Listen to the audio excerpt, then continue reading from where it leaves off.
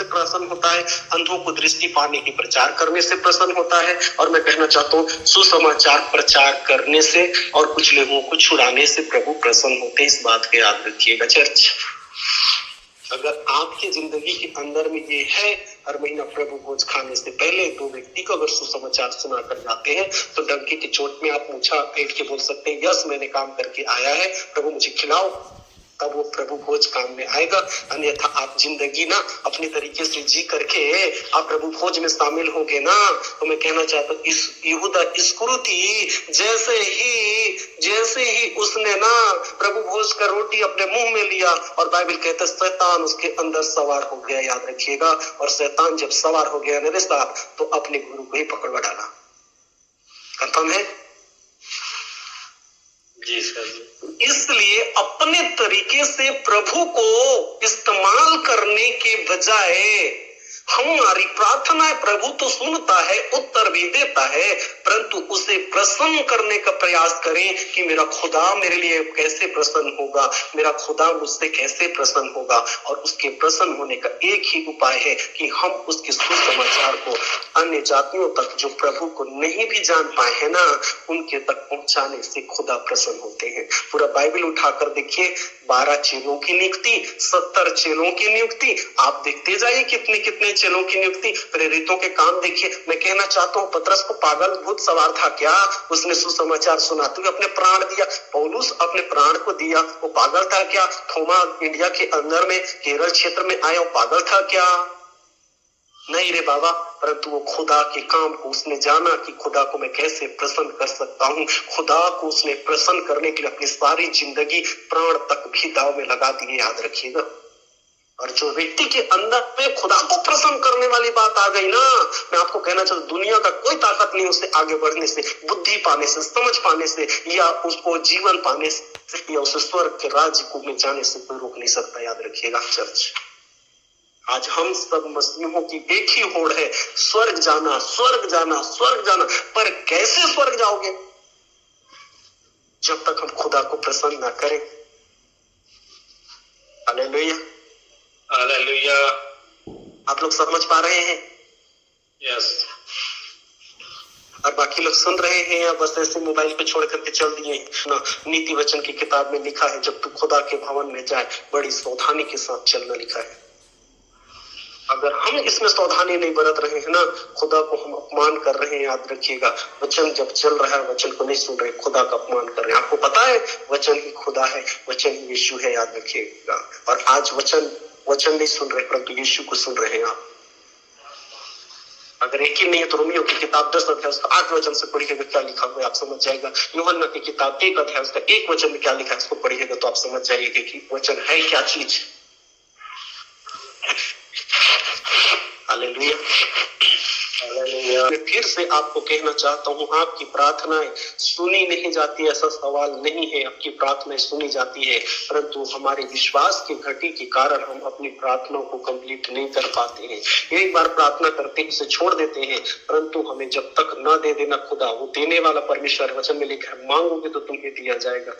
Yes, अगर तुम्हारा बेटा रोटी मांगे तो तुम पखना नहीं दोगे, अगर तुम्हारा बेटा अंडा मांगे तो उसे पखना नहीं दोगे रे बाबा। ऐसा लिखा है मत्ती 7 के 7 वचन में, पढ़िएगा। उसमें लिखा है मांगोगे तो तुम्हें दिया जाएगा, ढूंढोगे तो तुम पाओगे, खटखटाओगे तो तुम्हारे लिए खोला जाएगा। जब हम इतने बुरे होकर अपने बच्चों को अच्छी वस्तुएं, वो मछली मांगे तो सांप देंगे क्या अपने बच्चों को? मुझे बताइए, आप बताइए। आपका बेटा रोटी मांगे तो उसको पकना देंगे क्या? बिल्कुल नहीं। तो मेरा खुदा जो मेरा परमेश्वर है, जिसका आत्मा मेरे अंदर में रहता है, उससे हम मांगेंगे किसी बात के लिए कि प्रभु इस बहन को चंगा कर, तो चंगा करेगा कि नहीं? आप मुझे बता दीजिए।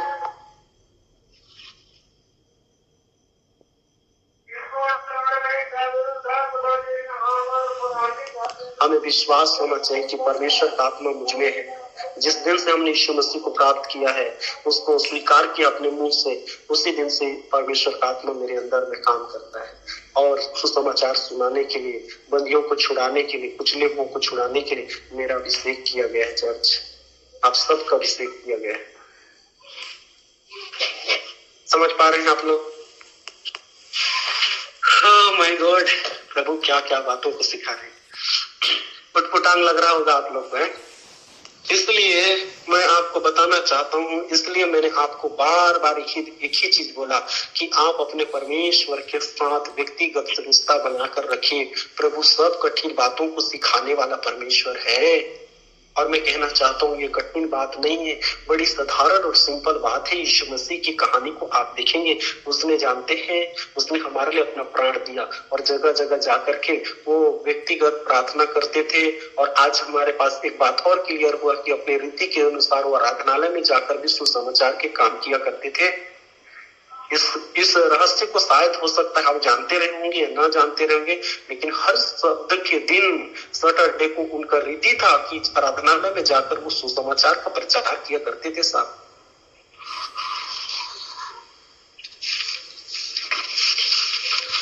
तो ऐसा करके जो है प्रभु जी कहते हैं कि और प्रभु के प्रसन्न रहने का वर्ष का प्रचार करूं। हालेलुया। इसलिए आइए हम लोग एक वचन और खोलें, आप मेरे साथ खोलिएगा मत्ती रचित सुसमाचार उसका 28 अध्याय 19-20 वचन को पढ़िए।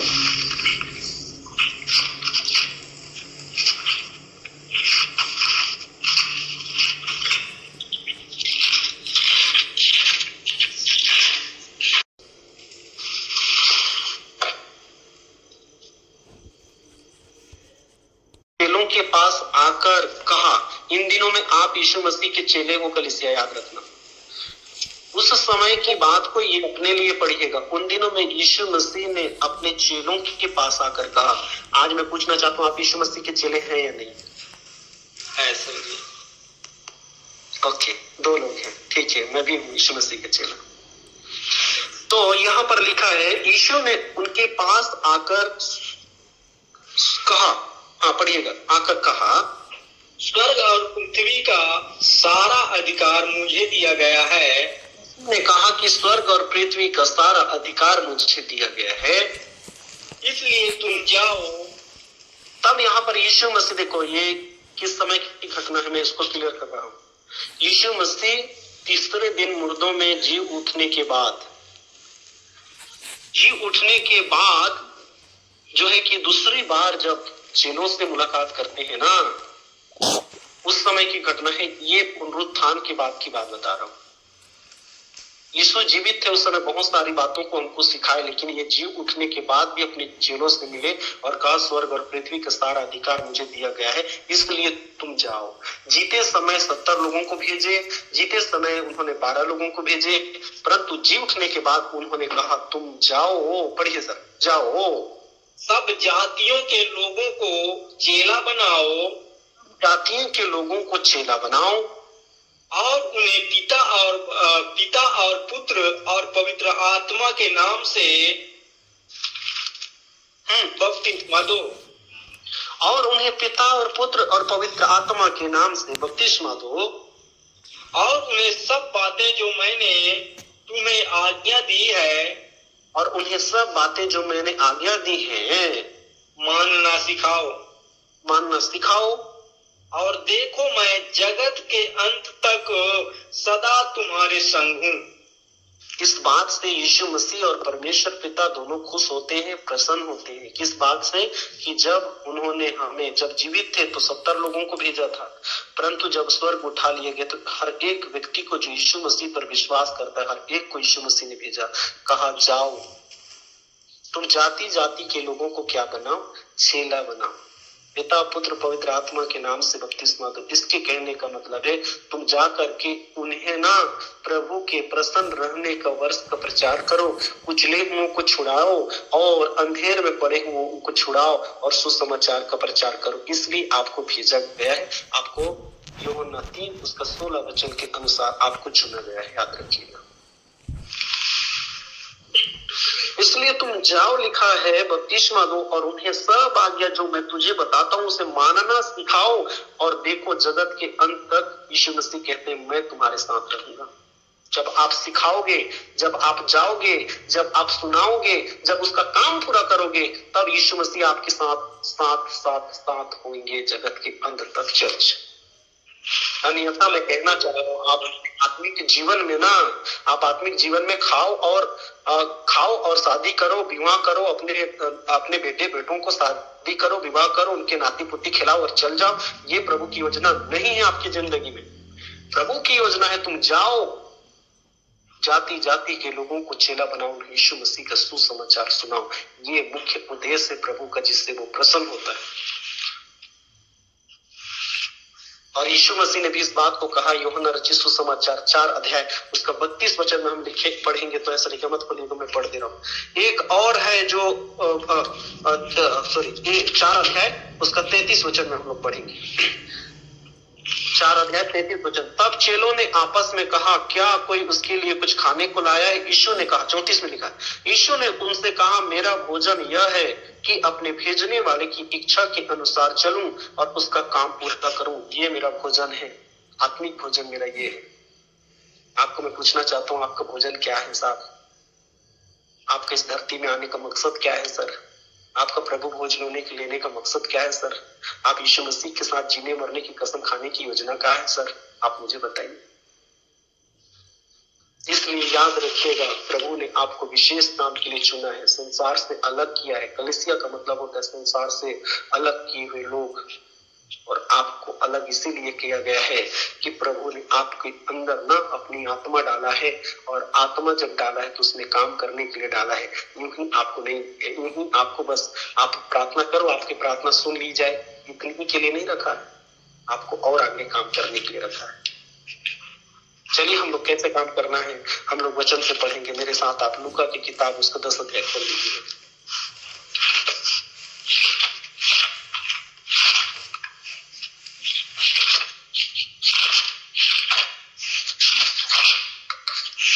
लूका 10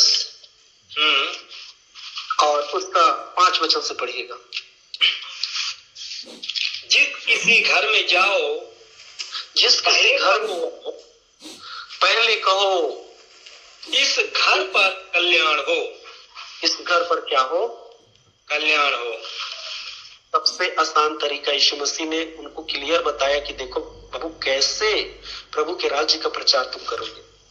उसने कहा जिस घर में तू जाना, उस घर को सबसे पहले क्या कहना? कल्याण हो। हाँ, यदि पढ़िए, यदि वहां कोई कल्याण के योग होगा, हाँ, तो तुम्हारा कल्याण उस पर ठहरेगा। और नहीं कल्याण का लेने वाला हो तो कल्याण तुम्हारा उसके ऊपर ठहरे रहेगा, नहीं तो तुम्हारे पास लौट आएगा। नहीं तो तुम्हारे पास लौट आएगा। उसी घर में रहो, उसी घर में रहो, और जो कुछ उनसे मिले वही खाओ और जो कुछ उससे मिले वही खाओ पियो। हाँ, क्योंकि मजदूर को अपनी मजदूरी मिलनी चाहिए। बस आपको मैं कहना चाहता हूँ, प्रभु आपको ऐसे नहीं बुलाया। हम कहते हैं ना हम प्रभु के दास हैं, दास का मतलब ही होता है मजदूर।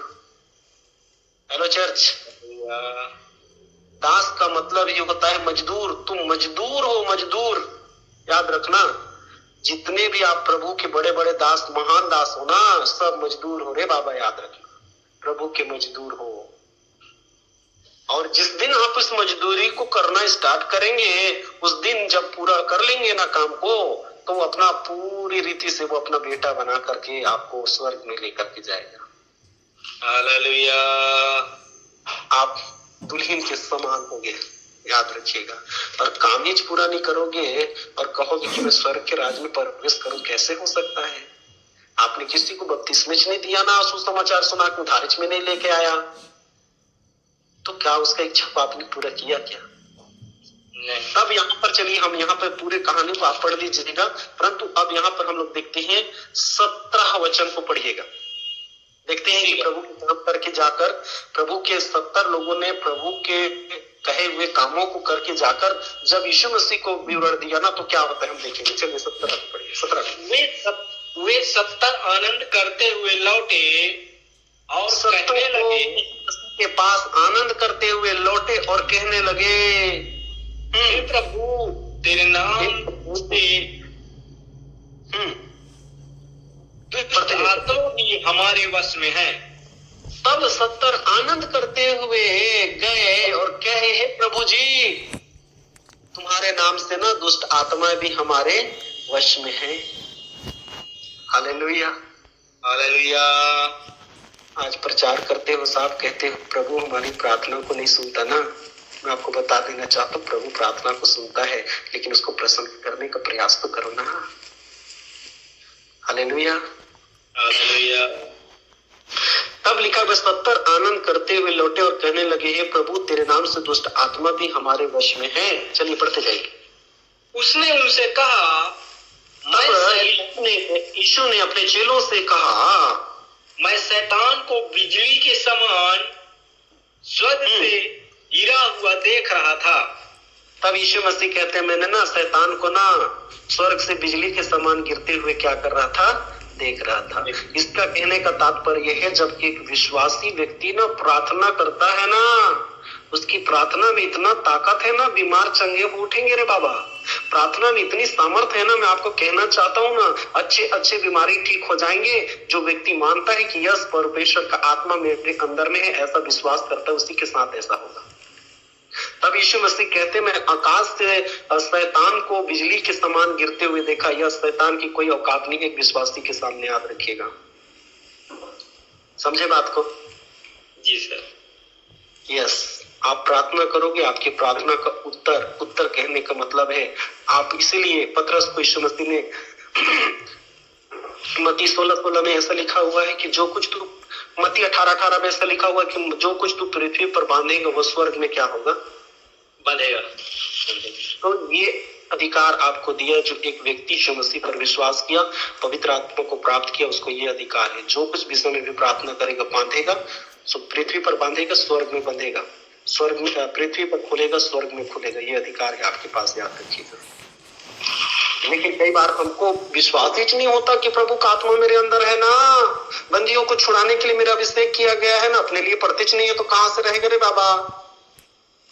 अपने लिए पढ़ो ना वचन को। तब यीशु कहते हैं कि मैं स्वर्ग से शैतान को गिरते हुए, बिजली के समान गिरते हुए देख रहा था। चलो 19 को पढ़िए। देखो मैंने तुम्हें सांपों और बिच्छुओं को रौंदने का और शत्रु की सारी सामर्थ पर अधिकार दिया है। अब कहोगे आप 70 चेला के लिए बोला यीशु मसीह, लेकिन मैं कहना चाहता हूँ इस समय के न्यू जनरेशन की कलीसिया के लिए यीशु मसीह ने बोल रहा है। आप अपने लिए ले रहे हो इस वचन को? यस। मैं पूछना चाहता हूँ, क्या आप लोग अपने लिए ले रहे हैं इस वचन को कि वो 70 चेलों के लिए छोड़ रहे हैं? अगर 70 चेलों छोड़ रहे ना रट्टू तोता के समान, वो तो 70 लोगों के लिए कहा। तो मैं आपको कहना चाहता हूँ, अगर जो व्यक्ति इस वचन को अपने लिए नहीं ले रहा है ना, मैं कहना चाहता हूँ वो प्रभु यीशु मसीह को केवल उसने ऊपर माला के समान क्रोस लटकाने के बराबर पहन रखा है, अंदर में नहीं लिया है। इसलिए लिखा है, देखो मैंने तुम्हें सांपों और बिच्छुओं को रौंदने का और शत्रु की सारी सामर्थ पर अधिकार दिया है। शत्रु अर्थात दुष्ट आत्मा के सारी सामर्थ पर अधिकार किसको है? बोलिए मुझको है। मुझको है। Yes man. इस विश्वास को अपने अंदर, बीमार होने के लिए प्रार्थना करोगे ना, आपकी प्रार्थना को उत्तर तुरंत मिलेगा और बीमार चंगे। आमीन आमीन। हाँ चलिए और आगे पढ़ते हैं। और किसी वस्तु से तुम्हें कुछ हानि ना होगी, और कुछ वस्तु से तुम्हें कुछ हानि ना होगी, तो भी इससे आनंदित मत होना। इतने बड़े बड़े चमत्कार होंगे तो भी इस बात से आनंदित मत होना कि आत्मा तुम्हारे वश में है। आत्मा तुम्हारे वश में, इस बात से आनंदित मत होना, परंतु इससे आनंदित हो कि परंतु इस बात से आनंदित हो कि तुम्हारे नाम स्वर्ग में लिखे गए हैं। स्वर्ग पर क्या किए गए हैं? लिखे गए हैं। अरे स्वर्ग पर लिखाना है अपना नाम, तो अपना खुदा को प्रसन्न करने का, खुदा को प्रसन्न रहने का वर्ष का प्रचार करो ना। जाओ ना, प्रभु के काम करो ना। यीशु मसीह ने एक बार में कई बार कहा जाओ जाओ जाओ। मरकुस की किताब उसका 16 अध्याय 16, 17, 18 वचन में भी पढ़ेंगे तो ये बातें मिल जाएंगी आपको। उसने कहा जाओ चलिए इसके बाद हम लोग आएंगे। परंतु इस बात से आनंदित मत हो कि दुष्ट आत्माएं तुम्हारे वश में चमत्कार होते, इस बात से प्रसन्न मत हो, परंतु तुम्हारी जीवन की किताब में क्या तुम्हारा नाम लिखा गया है? हालेलुया। इस बात से हमको आनंदित होना कि जीवन की किताब में मेरा नाम लिखा गया, और लिखा तभी गया जाएगा जब हम खुदा के कामों को मुकम्मल करेंगे धरती पर, खुदा के वचनों को हम पालन करेंगे धरती पर, खुदा के वचनों के साथ जिंदगी जिएंगे धरती पर, तो ही हमारे जीवन की किताब में नाम अंकित हो सकता है। आपको मैं बताना चाहता हूँ, आपको बताते हुए मुझे खुशी हो रही। प्रकाशित वाक्य किताब 20 अध्याय उसका 11 वचन से पढ़िएगा ना, समुद्र में मरे हुए उसको भी समुद्र ने दे दिया न्यायिक सिंहासन के पास। पढ़िएगा, आप लिख लीजिए प्रकाशित वाक्य 20:11। खोलिएगा मत, हम उस विषय पर नहीं है। तब यहाँ पर लिखा है कि जब 11 के आगे पढ़िएगा तो मिल जाएगा सब कुछ। तब लिखा है कि तो भी इस बात से आनंदित मत हो कि आत्मा तुम्हारे वश में है, परंतु इस बात से आनंदित हो कि स्वर्ग में तुम्हारे नाम लिखे हैं। तब 21 को पढ़ दीजिएगा साहब। उसी घड़ी वह पवित्र आत्मा में होकर आनंद से भर गया।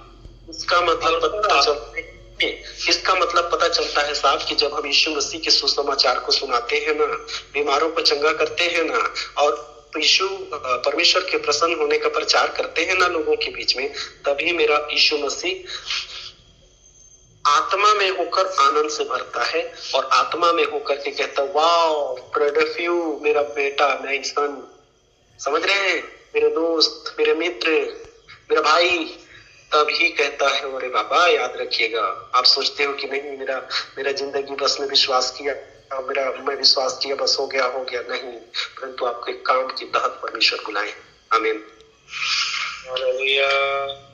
काम को आप पूरा करते हैं तब मेरा खुदा बड़ी आनंदित होता है। यहाँ पर साफ लिखा हुआ है, मैं फिर से पढ़ देता हूँ। उसी घड़ी वह पवित्र आत्मा में होकर आनंद से भर गए। किस घड़ी? जब इन बातों को कहा कि प्रभु तेरे नाम से दुष्ट आत्मा भी हमारे वश में है, सब कुछ उन्होंने आकर पूरा क्लियर शब्द बताया, क्लियर चीज बताया कि हमारे साथ साथ क्या क्या हुआ। तब यीशु मसीह ने कहा इस बात से आनंदित मत हो बेटा, तुम्हारे जीवन की किताब में तुम्हारे नाम लिखे जाए ना, इससे आनंदित हो सकते हो। परंतु यीशु मसीह ने कहा उसी घड़ी वह पवित्र आत्मा में होकर आनंद से भर गया और कहा हे पिता, स्वर्ग और पृथ्वी के प्रभु, मैं तेरा धन्यवाद करता हूँ कि तूने इन बातों को ज्ञानियों और समझदारों से छिपा रखा और बालकों पर प्रकट किया है। हाँ हे पिता, क्योंकि तुझे यही अच्छा लगा। आमीन। कि कुचले हुओं को छुड़ाएंगे, ज्ञानियों से तूने इस बात को छुपा कर रखा, लेकिन हम जैसे व्यक्तियों पर उन्होंने ना हमको चुन करके हम पर प्रकट किया, बच्चों के समान निर्बुद्धियों के ऊपर प्रकट किया। मैं कहना चाहता हूँ यहाँ पर जितने भी हैं सब बुद्धिमान है, परमेश्वर ने बुद्धि दिया है। उससे पहले कैसे आपकी जिंदगी थी मुझे नहीं मालूम। Hallelujah, hallelujah. इसलिए याद रखिएगा, चर्च में आपको फिर से कहना चाहता हूँ, प्रभु किसी खास मकसद से आपको बुलाया है। चलिए हम लोग लास्ट वचन पढ़ देंगे, मरकुस 16 उसका 16 वचन से हम लोग पढ़ेंगे। हमने कहा था ना मरकुस 16, चलिए पढ़ते हैं।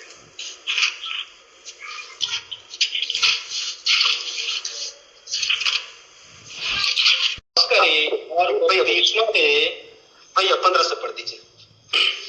और उसने उनसे कहा, और उसने उनसे कहा, किनसे कहा? अभी वर्तमान में हमसे कहा। किससे कहा? जितने आप सुन रहे हैं उनसे कहा। उनसे कहा तुम सारे जगत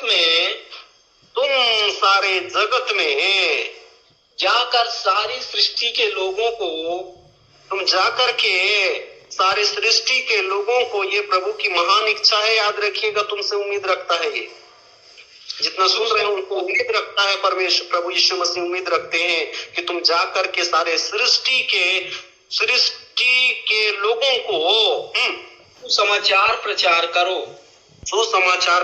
करो। जो विश्वास करे और बपतिस्मा ले, जो विश्वास करे, जिसे सुसमाचार सुनाओगे ना, जो विश्वास करे और बपतिस्मा ले, उसी का उद्धार होगा।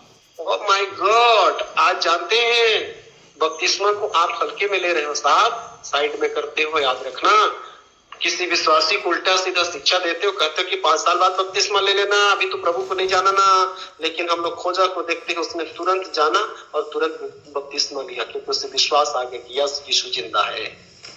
हालेलुया। अगर जो कोई व्यक्ति विश्वास करके बपतिस्मा लेने के लिए तैयार हो ना, मैं पास्टरों से कहना चाहता हूँ बपतिस्मा दो। इसके बाद मत्ती 18-28 उसका 18-19-20 वचन में ऐसा लिखा है, उनके सब आज्ञा मानना सिखाओ जो मैं तुझे बताता हूँ। बपतिस्मा के बाद मुझे आज्ञा मानना सिखाओ रे बाबा। कई बार विश्वासी लोग भी उल्टा सीधा बपतिस्मा लेने वालों को कहते हैं कि नहीं सुनना, अभी तेरा विश्वास पक्का नहीं हुआ है, 1 साल बाद बपतिस्मा लेना, 2 महीना बाद बपतिस्मा लेना। नहीं रे बाबा, अगर उसको लेने की इच्छा है, अगर वो उसने पूरा रीति से विश्वास कर लिया बपतिस्मा लेने वाला है, तो उसको लेने देना। उसको बपतिस्मा लेने से क्यों रोक रहे हो तुम? प्रभु के देख के अपराधी क्यों ठहर रहे हो? समझे बात को?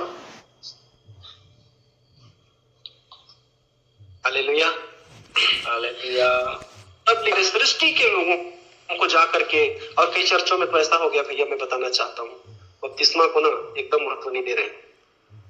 निकोदेमुस के विषय में पढ़िए यूहन्ना की किताब उसका 3 अध्याय के अंदर में ना यीशु मसीह ने साफ कहा, अगर तू नए सिरे से जन्म नहीं लेगा ना तो स्वर्ग के राज में प्रवेश नहीं कर सकता तू। याद रखना, यूहन्ना 3 को पढ़ दीजिएगा पूरी रीति से। और कहा कि स्वर्ग के राज में तू प्रवेश नहीं कर सकता जब तक तू प्रभु यीशु मसीह के कहे हुए कथन पर चलेगा। इसलिए मैं आपको कहना चाहता हूं, याद रखिएगा बपतिस्मा बहुत इंपॉर्टेंट है हमारी जिंदगी के अंदर में। तब सारे लिखा है, जाकर सृष्टि के लोगों को सुसमाचार प्रचार करो। 16 को पढ़िए सर। जो विश्वास करे और बपतिस्मा ले, जो विश्वास होगा उसी व्यक्ति का उद्धार होगा। परंतु जो विश्वास ना करेगा परंतु जाएगा। यहाँ पे एक बात बता, परंतु विश्वास न करेगा। अरे चर्च में तो रहने के लिए बहुत सारे लोग आते हैं भैया, चंगाई पा जाने के लिए, लेकिन विश्वास किया कि नहीं किया इससे प्रमाणित होता है। अगर जो व्यक्ति विश्वास किया वो बपतिस्मा लेने के लिए तैयार रहेगा, और जो केवल चंगाई पाने के लिए आया है ना, उसको बपतिस्मे से कोई मतलब नहीं रहता। चर्च में आप देखना कितने लोग रहते हैं, परंतु उसमें से कुछ ही लोग रहते हैं उद्धार पाने वाले लोग, और कुछ लोग केवल चंगाई के पीछे आ जाए रहते हैं बाबा। लेकिन यहाँ पर लिखा है जो विश्वास करे और बपतिस्मा ले उसी व्यक्ति का उद्धार होगा परमानेंटली वाला। याद रखिएगा, केवल भीड़ बढ़ाने से काम नहीं चलेगा ना। मुझे बताइए, पारस या भीड़ करके दिखाया तो आपको भी करना पड़ेगा। अगर तुम विश्वास करते हो तो, नहीं करते हो उसका मैं गारंटी नहीं लेता।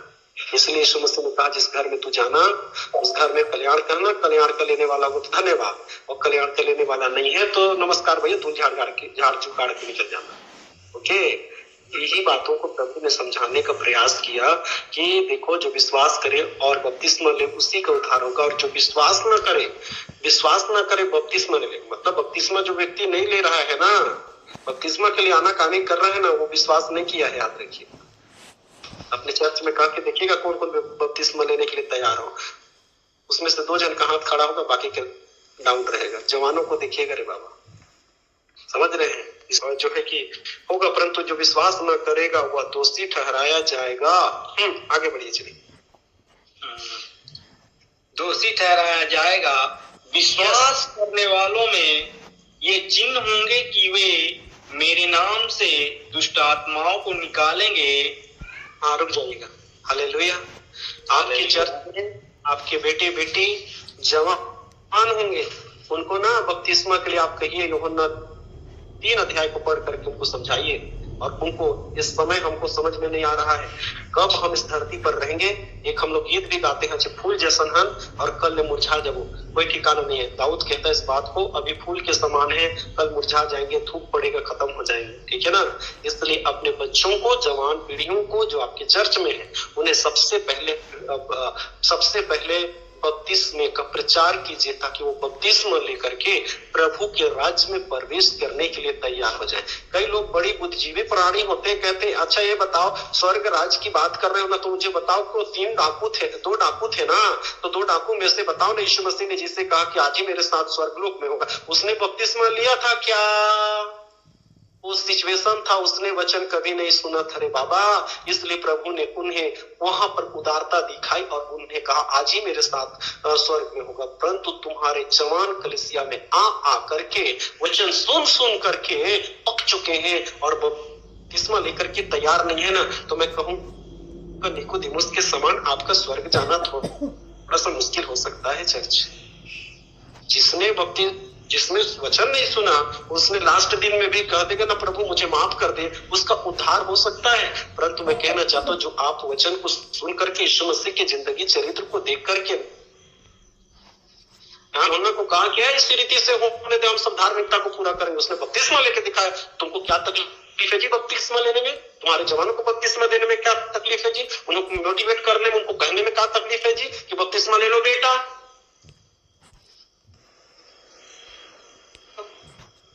इसलिए जो कोई विश्वास करे वो बपतिस्मा ले, वही प्रभु का सदस्य है, याद रखिएगा। और वचन सुनकर भी विश्वास न करे ना और बपतिस्मा न ले, वो प्रभु के राज में दोषी ठहराया जाएगा 100%। मैं नहीं कह रहा, वचन कर रहा। और जो विश्वास करके बपतिस्मा ले उसमें चिन्ह भी आएगा तुरंत पवित्र आत्मा के द्वारा। जानते हैं संगाई कौन देता है? पवित्र आत्मा के द्वारा। पहला कुरिन्थी की किताब 12 अध्याय उसका 4 वचन से पढ़ दीजिएगा ना। हर एक लाभ पहुंचाने के लिए परमेश्वर के द्वारा आत्मा को प्रकाश दिया जाता है। किसी को बुद्धि की बातें दी जाती है वरदान के रूप में, किसी को भविष्यवाणी के वरदान दिए जाते हैं, किसी को चंगाई करने का वरदान दिए जाते हैं। यही है वो बपतिस्मा लेने के द्वारा पवित्र आत्मा का अद्भुत काम आपकी जिंदगी में दिखना शुरू हो जाएंगे, चमत्कार आएंगे। यहाँ पर लिखा है जो विश्वास करे और बपतिस्मा ले उसका उद्धार होगा, परंतु जो विश्वास ना करे वो दोषी ठहराया जाएगा। विश्वास करने वालों में ये चिन्ह होंगे। चलिए साहब पढ़ दीजिए कृति भैया। जी हाँ, पहला कुरिन्थी नहीं उसको नहीं पढ़ना है, हम लोग 16 को पढ़ रहे हैं ना, मरकुस 16 उसी को। उसको आपको मैं ऐसी हवा में बता दिया कि आप पढ़ लीजिएगा करके। इसको ही पढ़िए साहब, 16 क्लियर करेंगे। 16-17 हाँ 17। हाँ, विश्वास करने वालों में ये चिन्ह होंगे कि वे मेरे नाम से दुष्ट आत्माओं को निकालेंगे। नंबर 1 वो मेरे नाम से दुष्ट आत्मा निकालेंगे, नई नई भाषा बोलेंगे, सांपों को उठा लेंगे। सांपों और बिच्छुओं पर प्रभु ने पहले से अधिकार दे दिया। और यदि वे प्राणनाशक वस्तु भी पी जाएं तो भी उनकी कुछ हानि ना होगी। हाँ पढ़ते जाइए। वे बीमारों पर हाथ रखेंगे और वे चंगे हो जाएंगे। और वो बीमारों पर हाथ रखेंगे, चंगे हो जाएंगे। इतनी बातों को बोलकर प्रभु यीशु मसीह ना यहाँ पर लिखा है स्वर्गारोहण हो गए रे बाबा। इन सारी बातों को आपको बताकर तो आज विश्वास करते हो नहीं करते हो भैया मैं नहीं जानता। आपके जवान क्या सोच रहे हैं, क्या कर रहे हैं, मुझे नहीं मालूम। आप अपने जवानों को बचाना है तो प्रभु की शिक्षा उनको देना पड़ेगा, बपतिस्मा के विषय बताना पड़ेगा। सुन रहे हैं बात को? मनुष्य के डीएनए को खराब करने के लिए उत्पत्ति से है ना। जिस समय से उसको पता चला कि मनुष्य का, जब से उसको पता चला कि मनुष्य के पुत्री यानी कि स्त्री की बेटा ना उसके सिर को कुचलेगा ना, उसी दिन से वो प्लान बना लिया शैतान की इसके जवानों को कैसे खराब किया जाए। और आज देख लीजिए आपके गली को कुछ और मोहल्ले में मोबाइल दीवाने, बीड़ी दीवाने, दारू दीवाने हैं कि नहीं, बता दो मुझे। यस सर जी। यहाँ पर झुंड बनाकर बैठते हैं ना, ये सब शैतान की योजना है। और वो चाहता है कि कोई मेरे सिर को कुचलने वाला ना बने, मैं बल्कि उनको एड़ी को डस के ना नरक में ले जाऊं। उसका प्लान है भैया, याद रखना। जिस दिन से उसको पता चला है कि स्त्री का बेटा मेरे सिर को कुचलेगा ना, माफ कीजिए, उत्पत्ति की किताब उसका हम लोग कितने वचन में पढ़ रहे हैं? कितने में मिलेगा? 3 वचन, 3 अध्याय में पढ़िएगा तो मिलेगा। तब बनेलो पशु में सांप धूर्त था, उसको श्राप मिला और कहा कि महिला स्त्री के बेटा तेरे सिर को कुचलेगा। उसको पता है और यीशु मसीह ने कुचल करके भी दिखाया। और वही यीशु मसीह आपकी जिंदगी के अंदर में है। आज भी आप उस शैतान के सिरों को, सांपों और बिच्छुओं पर तुमको अधिकार है ना, तो उसको कुचलने के लिए अधिकार है। लेकिन तुम्हारे जवान को देखो ना, आज मोबाइल दीवाने, टीवी दीवाने, बीबी दीवाने, लड़की दीवाने और बीड़ी दीवाने, यानी कि डीएनए को खराब करने का प्रयास चल रहा है शैतान का। आपके बच्चों को खराब कर देना चाहता है, रखना। और मैं आपको फिर से बताना चाहता हूँ, एक वचन और देना चाहता हूँ। आप पढ़े हैं उत्पत्ति की किताब 6 अध्याय, उसमें लिखा है कि परमेश्वर के पुत्रों ने मनुष्य के पुत्रों को देखा, मनुष्य के डीएनए को खराब कर दिया दुष्ट आत्माओं ने आकर तुम्हारे बेटियों के साथ शादी कर करके। आज मैं पूछना चाहता हूँ, आप मसीह में हो और आपकी बेटी का शादी संसार में करते हो, डीएनए खराब कर रहे हो साहब। याद रखना अपनी बच्चियों का, अपने बेटों का। और संसार के लड़कियों को अपने बेटे के लिए लेकर आ रहे हो ना, उसके डीएनए को खराब कर रहे हो, याद रखना। प्रभु इसके लिए कभी माफ नहीं करेगा आपको। इसलिए जो मसीह में है, इजरायलियों को भी चेतावनी थी, चेतावनी परमेश्वर ने शुरू से ही दिया था, जो हित्ती, एमोरी और एबूसी लोग है ना, उनसे ना लेन देन करना, ना तो उनकी लड़की लाना, ना तो तुम अपने लड़के को उनके लिए देना। ऐसा उन्होंने परमेश्वर ने पहले से ही कर चुका था। लेकिन आज मसीह लोग क्या करते हैं? संसार के साथ शादी विवाह, मेल मिलाप करते हैं। सरासर गलत है साहब। Hallelujah, hallelujah. पता नहीं कहां से कहां ले जाएंगे, मैं नहीं था, परंतु मैं आपके से बात चल करके अपने घर पहुंचने का प्रयास किया। जल्दी जल्दी, हमारे मोबाइल में बैटरी तक नहीं थी, हमने जल्दी जल्दी पहुंचे। तब जिस समय आपने स्टार्ट किया ना प्रार्थना, उस समय हम कहीं और थे, और मुझे जब कॉल आया ना, मैं बोला आज मंगलवार है ना प्रभु, बात करना है ना। तब मैंने कहा हाँ चलो चलते हैं जल्दी जल्दी। मैंने बोला किसी का फोन रिसीव नहीं करेंगे, और जो है ऐसे करके हम आपके बीच में है सर। इसलिए उस वचन को, प्रभु के वचन को बड़ी, आपकी जिंदगी से क्या चाहते हैं ना, उस बातों को आप जानिए। और प्रभु का मेन उद्देश्य यही है